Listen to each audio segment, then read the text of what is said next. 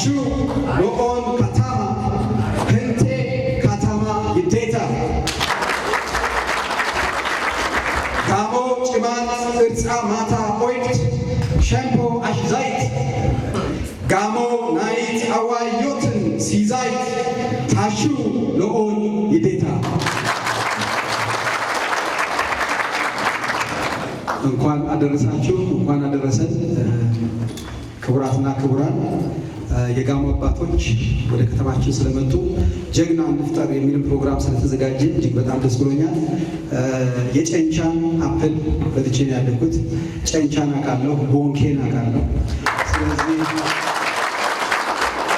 ወደ ከተማችን ስለመጣችሁ እጅግ በጣም ደስ ብሎናል። ደግማችሁ ደጋግማችሁ አርባ ምንጭና ባህር ዳር እህትማማቾች ናቸው።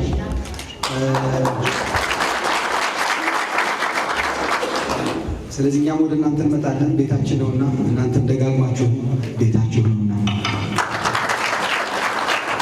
ከዚህ በማስከተል ይህንን ፕሮግራም ያዘጋጃችሁትን ወገኖች በሙሉ ከልቤ በማመስገን እጀምራለሁ። የዚህ ፕሮግራም ዋና ዓላማ ጀግና እንፍጠር የሚል ነው። ይህን በተመለከተ ትንሽ ነገር መናገር እፈልጋለሁ። ጦር ኃይሎች አካባቢ አዲስ አበባ ጀግና ሁን የሚል አንድ ታፔላ ወይም ማስታወቂያ አይቻልም። ጀግና ሁን። ጀግና እንዴት ይኮናል፣ እንዴት ይፈጠራል የሚለው የተለያዩ ፍልስፍናዎችን ተከትለን አካሄዶችን ይዘን ብንሄድም እንኳ ነገር ግን ጀግና ሆኖ መገኘትን የሚጠይቅ ዘመን ስለሆነ ጀግና እንድንሆን ጥሬን ለወጣቶች፣ ለአባቶች እና ለመሰሎች ማቅረብ እፈልጋለሁ። ጀግና ለመሆን ጀግንነት ምን ማለት እንደሆነ ከማወቅ ይጀምራል።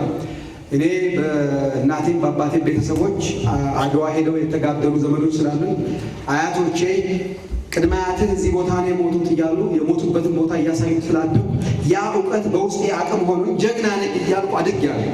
ያ የሰማሁት ነገር ደግሞ በውስጤ አድጎ ጀግና እንዲያደርገኝም ደግሞ ከእኔ የሚጠበቀውን ነገር ሳደርግ እኖራለሁ። ስለዚህ ጀግና ለመሆን መጀመሪያ ጀግንነት ምን ማለት እንደሆነ ከማወቅ ይጀምራል።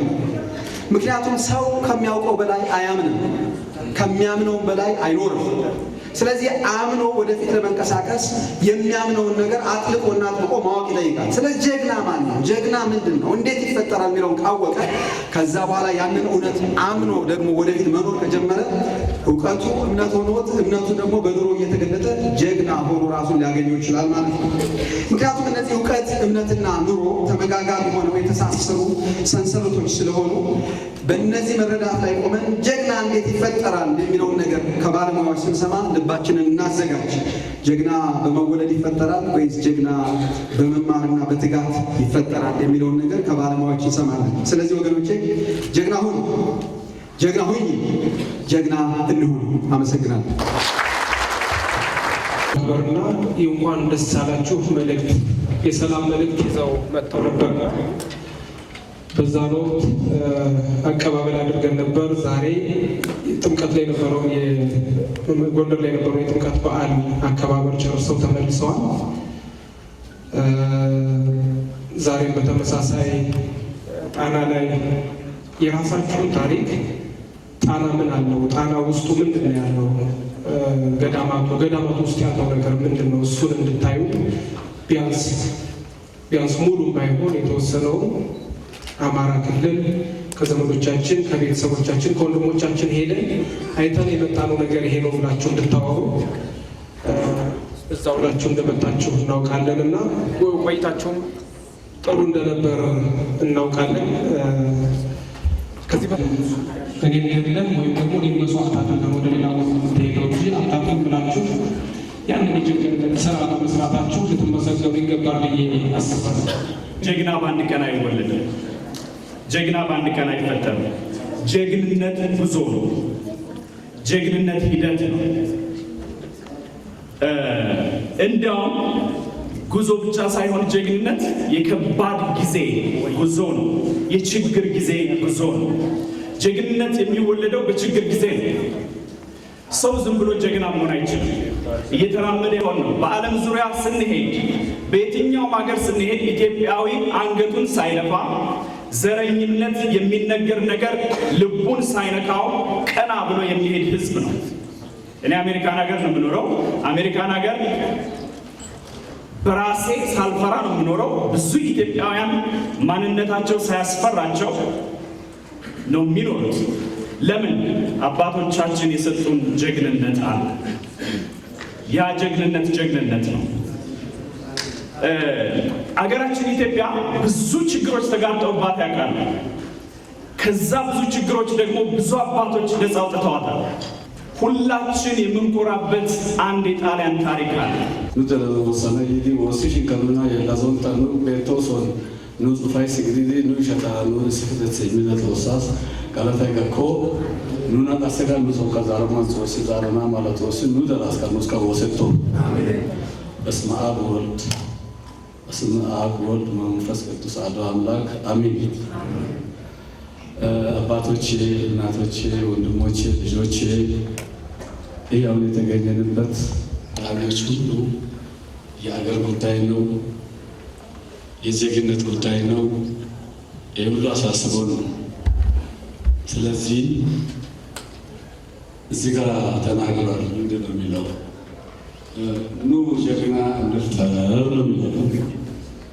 ኑ ጀግና እንፍጠር ስንል እዛ ለእኛ እሳት ያዳረፉት ጀግኖች ናቸው።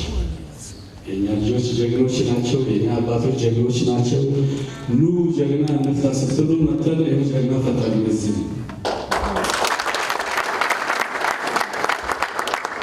ጀግና ፈጠር። እነዚህ ጀግኖች ውስጥ እነማን ናቸው?